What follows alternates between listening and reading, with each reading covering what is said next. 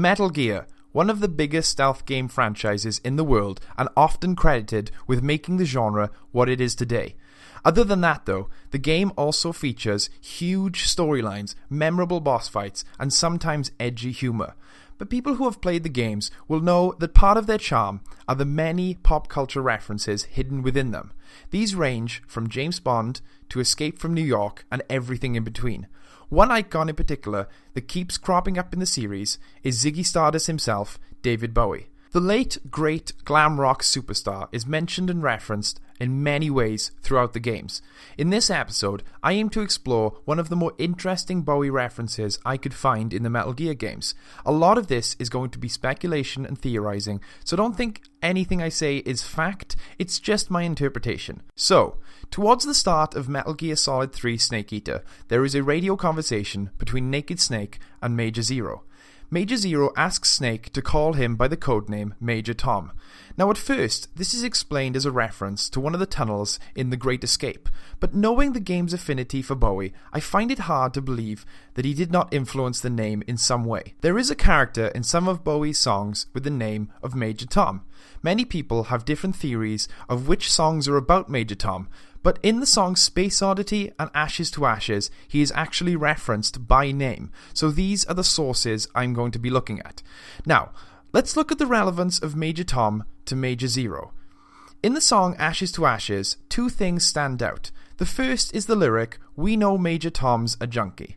The word junkie is usually used to describe a drug addiction, but it doesn't necessarily need to be referring to drugs. It's well known in Metal Gear lore that Major Zero quickly becomes obsessed with power.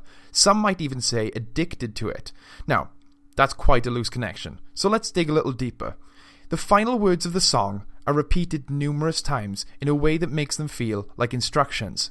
My mama said, to get things done, you better not mess with Major Tom. Now, for this one, I have to explain the idea of the boss's will. In Metal Gear, there is a character called the Boss. She is considered the mother of special forces and is a hero to a lot of characters in the series.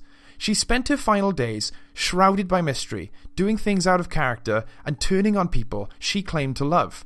This was all to maintain her dream of what the world should be, aka the boss's will.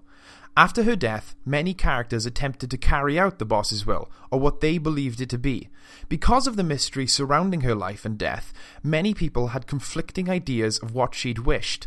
Naked Snake, aka Big Boss, believed that the boss wished for a world where soldiers were free from controlling governments. Major Zero, however, believed that the boss wished for a world united under one rule. Both these theories turn out to be wrong, and Major Zero's idea of the boss's will ends up allowing Liquid Ocelot to bring the world to the brink of devastation.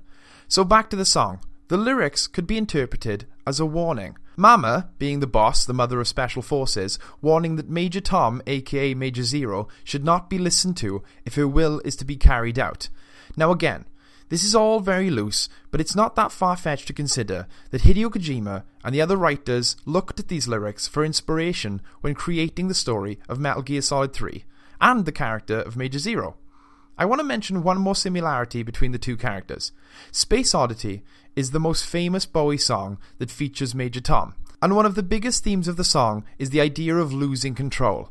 Major Tom travels to space and slowly realizes that not only does he not have control over his spaceship, he also has no control over anything after seeing the world in such a way.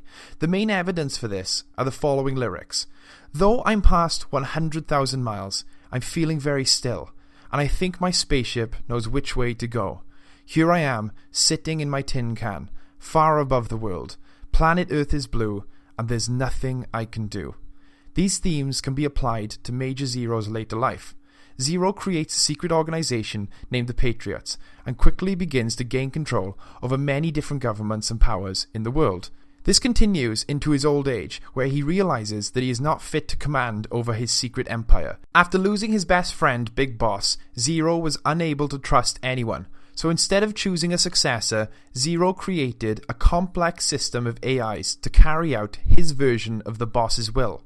After the AIs took control, Zero sat back and let them do his work, while he grew old and eventually lost all control of his body. He was kept alive by state-of-the-art medicine, but he was confined to a wheelchair unable to move or even speak. Here I am, sitting in my tin can. This lyric refers to Major Tom's spaceship, so let's look at the spaceship as the AIs. Immediately, the lyrics that jump out are I'm feeling very still, and I think my spaceship knows which way to go. The stillness could refer to his vegetated state, and the spaceship knowing which way to go can easily be seen as the AIs taking control. Parallels of his body's state continue. He is detached from the world and at the mercy of his tin can, aka the AIs, and there's nothing he can do. Nothing I can do. This is probably the most powerful line in the song, and it has inspired countless other artists to write, sing, and explore the character of Major Tom. And one of those artists may have been Hideo Kojima. Well, that was a lot of time dedicated to one reference, but it is quite heavily debated, and I'd love to see what you guys think of the connections in the comments below. I've been Karen Morris, and this was Game Talk. Well, I for one hope you enjoyed that, and if you didn't, why did you stick around till the end? I mean, you clearly weren't enjoying the video throughout, so clearly you shouldn't be here. Leave. Go. Get the fuck out. You gone? Alright, cool. So the rest of you who are still here, if you've enjoyed that video, feel free to subscribe to the channel. Follow us all on Twitter, there's links in the description to all of that. You can check out our merchandise store where you can get this hat. This hat is available in the store, guys. You can get it. It can be yours, not this exact one. This one's mine. This one's also a misprint. We fixed the one in the shop. That's actually why I bought it. Yeah, go check that. There's links to all that kind of stuff in the description, and check back soon for more videos.